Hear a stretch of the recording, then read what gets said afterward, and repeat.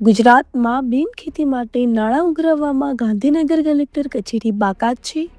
દેશના વડાપ્રધાન નરેન્દ્રભાઈ મોદી ભ્રષ્ટાચાર હટાવવા હંમેશા કાર્યરત છે, જેથી એક અરજી પીએમઓમાં જાય છે. સુરેન્દ્રનગરમાં 1500 કરોડના જમીન બિનખેતીના કૌભાંડની ઈડીને તપાસ આપવામાં આવે છે. સમગ્ર કૌભાંડમાં મામલતદાર ચંદ્રસિંહ મોરી તેમજ કલેક્ટર રાજેન્દ્ર એમ પટેલની ધરપકડ થાય છે અને હજુ અન્ય ઉચ્ચ અધિકારીઓ પર રેલો આવવાનો બાકી છે, જેઓ સમગ્ર ગુજરાતના લાગતા વળગતા અધિકારીઓમાં ફફડાટ ફેલાયેલો છે.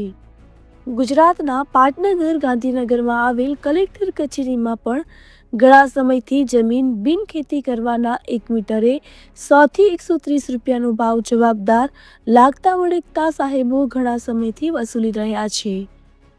જો ગુજરાતના પાટનગરમાં ગુજરાતના મૃદુ અને મક્કમ મુખ્યમંત્રી સાહેબ યોગ્ય તપાસ કરાવે તો ગાંધીનગર કલેક્ટર કચેરીનું પણ મસ્ત મોટું કૌભાંડ બહાર આવે તેમ છે, તેવું લોકમુખે ચર્ચાઈ રહ્યું છે.